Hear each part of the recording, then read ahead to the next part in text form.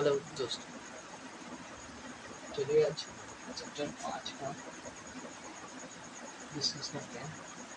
History class 6 chapter 5। ठीक है। Chapter 5 में बताना प्रारंभिक शहर एवं प्रथम नगर कहाँ से इसका आगाज हुआ। प्रारंभिक शहर की शुरुआत कहाँ से हुई, प्रथम नगर की शुरुआत कहाँ से हुई। ठीक है। मैं शॉर्ट वीडियो में बताया था आप लोगों को कि प्रथम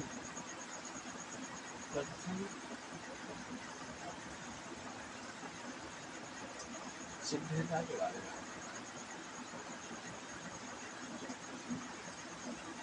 सभ्यता भारत के बारे में बताया था, कहाँ से थी, भारत की।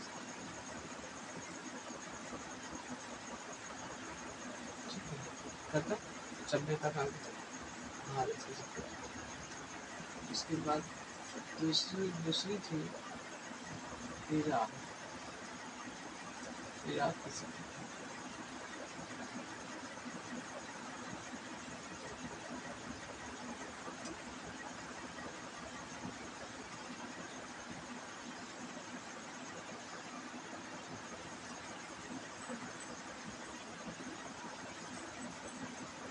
मेसोपोटामिया।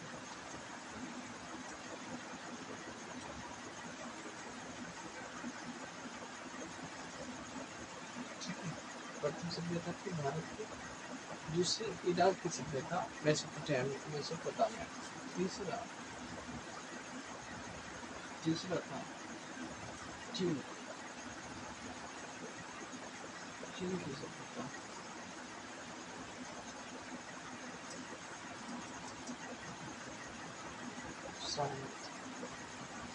ठीक है। तो सबसे पहली सभ्यता भारत की। ठीक है, भारत की सबसे पहली सभ्यता। दूसरी इराक की मेसोपोटामिया। ठीक है, इराक की सभ्यता को मेसोपोटामिया के नाम से जाना जाता है और चीन की सभ्यता को शाम के नाम से जाना जाता है। ठीक है।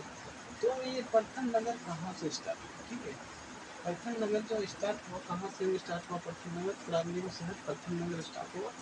आपकी प्रथम भारतीय सभ्यता जो थी वहाँ से स्टार्ट हुआ। वहाँ से कैसे स्टार्ट हुआ, सभ्यता कैसे स्टार्ट हुआ, शहर कहाँ से प्रारंभ हुआ, जहाँ पे देखिए, जहाँ पे कृषि की ज़्यादा तादाद थी, जहाँ कृषि का उत्पादन अच्छा था, तो वहाँ से प्रारंभिक शहर स्टार्ट हुआ। यानी पहले जो लोग थे शिकारी थे, खाना बदोश थे, शिकार पर निर्भर रहते थे। उसके कुछ दिन के बाद कृषि का आगाज हुआ। जहाँ कृषि होता था वहाँ फिर अस्थायी निवास हुआ। तो फिर वहाँ शहरों की विस्तार हुई, नगरों की विस्तार हुई। ठीक है, बहुत सारे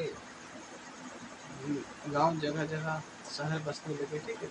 सबसे पहले कृषि अब कहाँ में स्टार्ट हुई, सबसे पहले कृषि का स्टार्ट की बात अगर बोले तो सबसे पहले सिंध में कोटदी जी, सिंध से इसको मिटा देते हैं।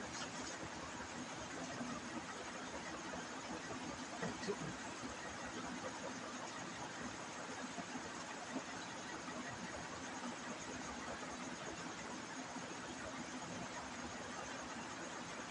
प्रथम जो कृषि स्टार्ट हुआ सिंध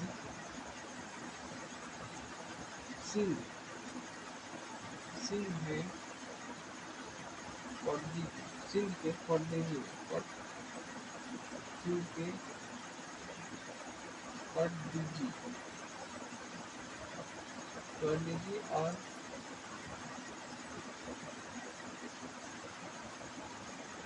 अमली। ठीक है, सिंध की कोटदी जी और अमली ने। दूसरा उत्तरी पंजाब में सरायकेला और जमीन, उत्तरी पंजाब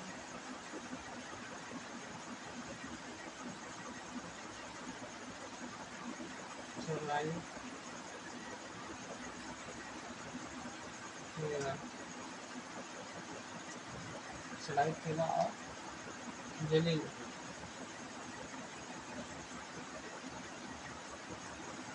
ठीक है। दूसरा था सिंध में कोटदीजी, अमरी और उत्तरी पंजाब में सरायकेला और जमीलपुर। अच्छा, राजस्थान में जो है, राजस्थान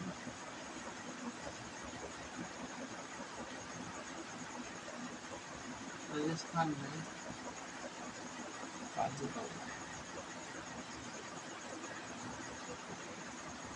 ठीक है, काजू का उगाया। सबसे पहले कृषि सिंध के कोटदीजी और अमरी में स्टार्ट हुई, ठीक है। दूसरी पंजाब में के सरायखेला जमीनपुर, आज राजस्थान में कालीबंगा में।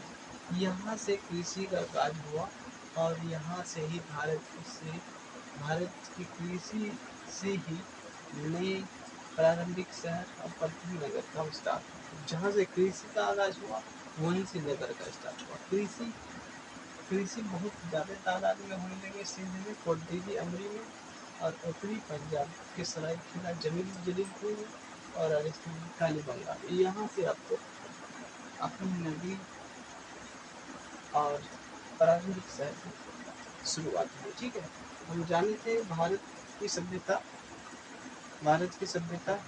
ठीक है, और इराक की सभ्यता और चीन की सभ्यता, ठीक है।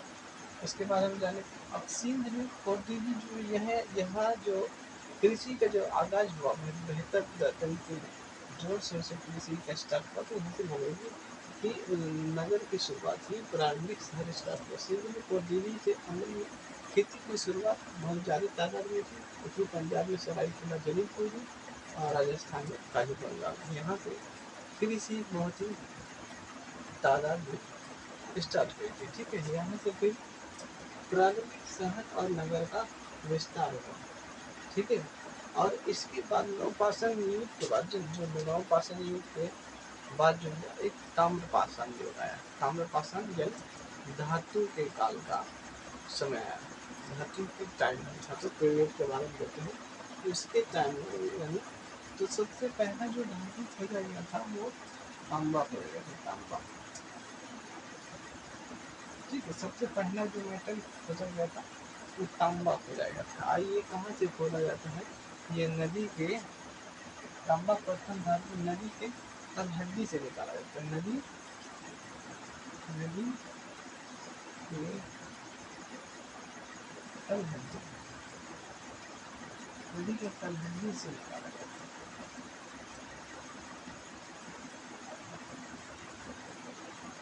नदी के तलहटी से निकाला जाता है तांबा, नदी के तलहटी से निकाला जाता है। कृषि के बाद ताम्रपाषाण, ये नवपाषाण की अंतिम पाषाण, इस पाषाण के अंतिम पीरियड में यानी नवपाषाण की जो बाद ताम्रपाषाण का जो पीरियड हुआ, तो सबसे पहले तांबे का यानी तांबे का वहाँ से स्टार्ट हुआ। तांबे का स्टार्ट हुआ तो इस काल को ताम्रपाषाण के नाम से जाना जाता है, ठीक है। तो सबसे पहला कौन सा धातु खोजा गया था, तांबा। नदी के तलहटी से तांबे के धातु को खोजा जाता था, ठीक है। यहाँ से प्रारंभिक शहर से कोटदीजी जहाँ में कृषि स्टार्ट हुई, वहाँ से प्रारंभिक शहर का स्टार्ट हुआ, ठीक है।